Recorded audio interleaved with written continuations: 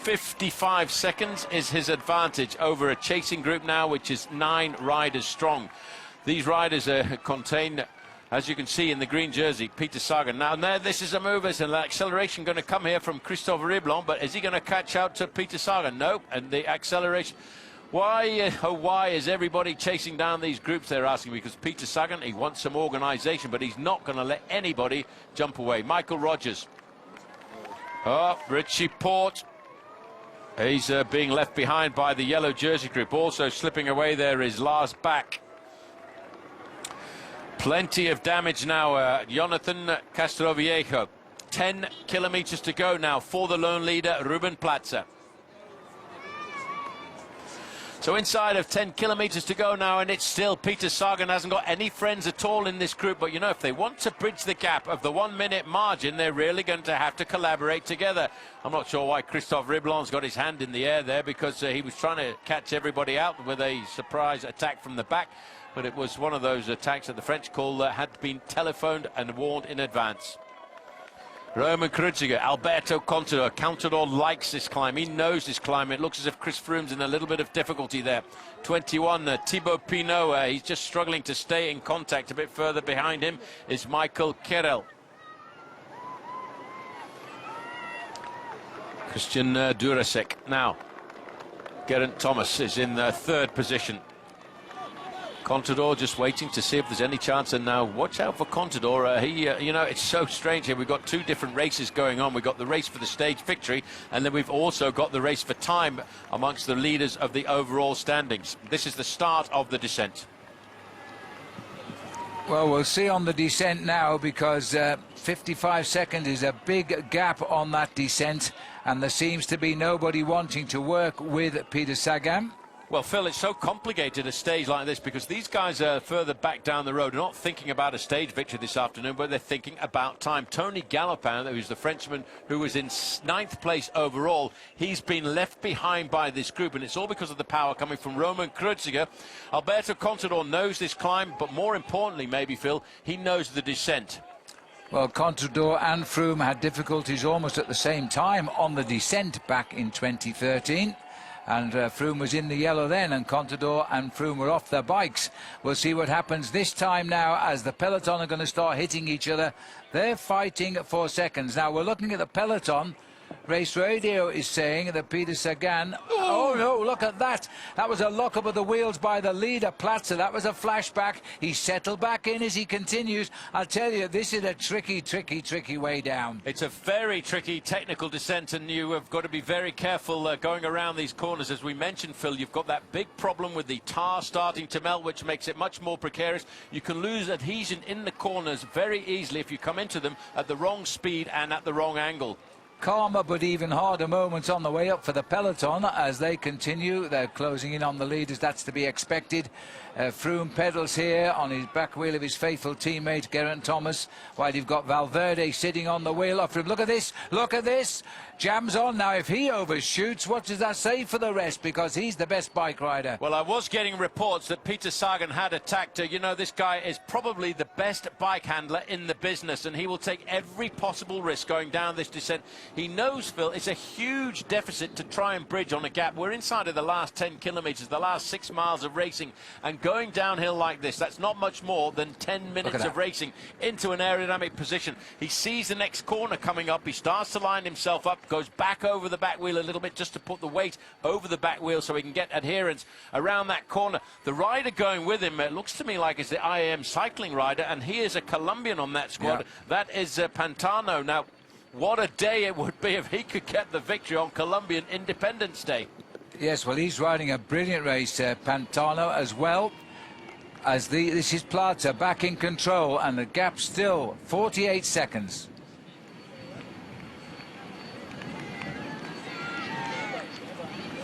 This is Riblon being chased by the Colombian.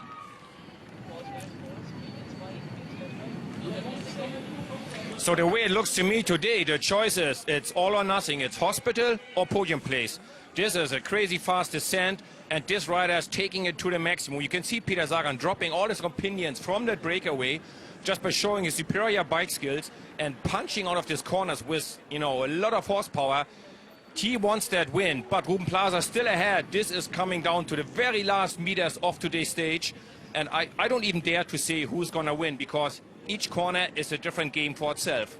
You're absolutely right, Lenz. They may have given him a bit too much, but he's got to get down safely. If you see the way that Peter Sagan shifts his body weight on that bicycle, I'd be convinced he was riding a Moto Grand Prix. Well, I'll tell you what, Phil, it's almost like a 2-for-1 here. We've got two races going on for the price of one this afternoon. We've got a race for the glory of winning a stage into Gap, and that's why these guys we're looking at here are taking all kinds of risks to try and get down to the bottom of this climb first and win the stage. But in this group, a little bit further down the road, 18 minutes behind, they are thinking about the positions in the overall standings to win the Tour de France after 3 weeks, and that's why Chris Froome can expect to see challenges coming. But once look at the this group. descent The group starts. is only containing the favourites now. They've blown everybody else away here in the main field. You've got TJ Van Garderen, all the men that matter. The chase goes under 5 kilometres to go. We're finding a new star in the Tour de France here, because Jolinson Pantano is the rider in our camera, riding his first Tour de France. He's a Colombian. He's trying to stay with Peter Sagan. You see the way Peter Sagan was going around those corners, though, and I have to say, oh, well, no, sorry, that's Roman Kreuziger. His job done for the afternoon. He's slipping away. He had tried to set this up. He's eliminated nearly everybody else in the main field. The one rider missing from the top 10, though, is Tony Galopin, the Frenchman. He obviously felt this just a little bit of a climb too far today. The question is, has this man got enough? It's coming down very, very quickly. He's still holding on to 35 seconds advantage, according to the race radio. That might be enough, but it's downhill all the way to the line now. 4 kilometres around that corner. Every inch of tarmac that he can, he's using. He swings it around there. He knows her now. A little bit further down there, Ruben Plaza is onto the flat road. He's used all of the technical descent. He now has a half a minute's advantage. Watch this here. Peter Sagan, it is magic. It is poetry to watch the way this man handles the bike, although there it's a poetry to watch the way he corrected his line around that corner.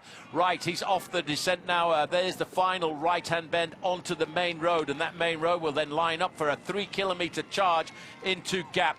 Watch the way he handles this. Straight over, full speed ahead around that corner. Now he'll be looking to see if he can see. He's come out onto the main road now. He's off the most serious part of the descent, but he still has to bridge quite a few seconds. I'm going to say half a minute at the moment. That could be too much, you know.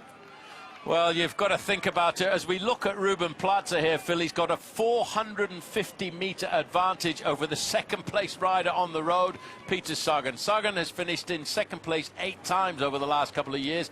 He hasn't won a stage in the Tour de France since 2013. He's won the King of the Sprints competition 3 years in a row.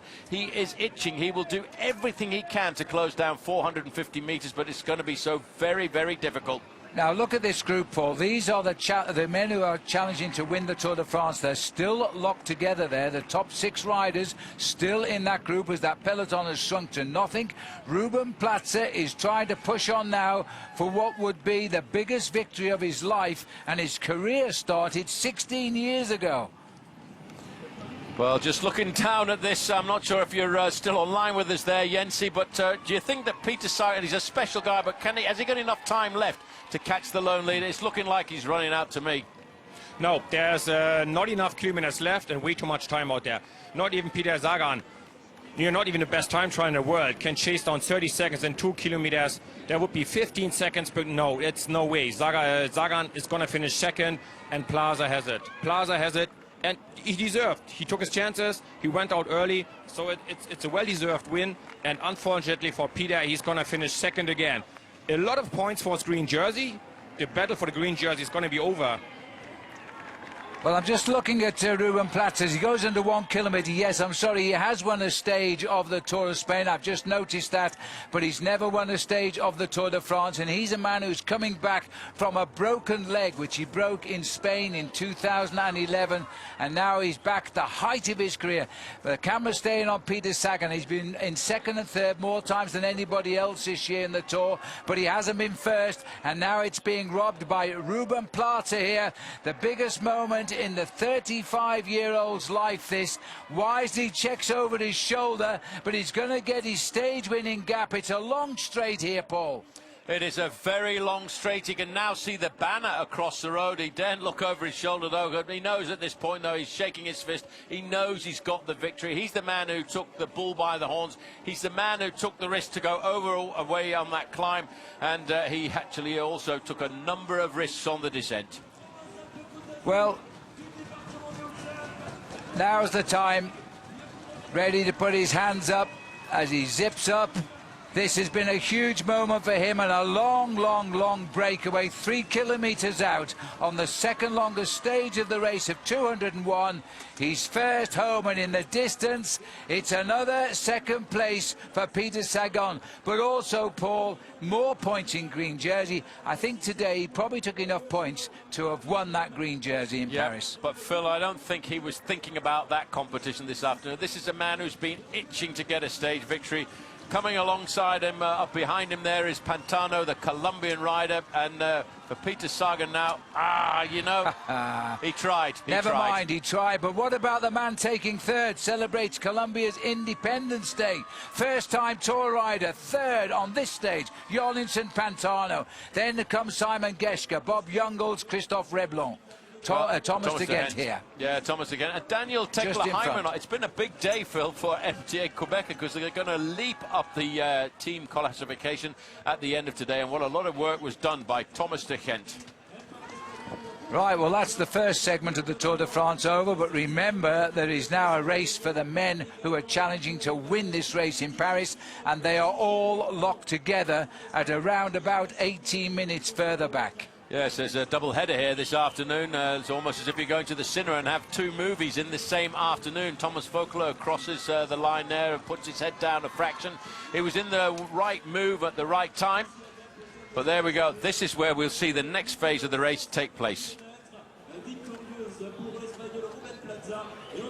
Now let's have a look how this looks now. We've got Alberto Contador in second place. He's been in this position before with Chris Froome in yellow. He's going to have to try and get a few seconds here. Michele Scarponi is on the front, a little bit further back. Andre Grivko sprinting up to the line there, as you can see, just a little bit further back. There's a move by the other MTN Quebec rider, Serge Pauls. Well, that's two riders in for MTN Quebec, and there's still a big gap back to that main field. They'll be very close to those yellow helmets tomorrow in the team. Still waiting for their third man as we return to the action here. Robert Hessing is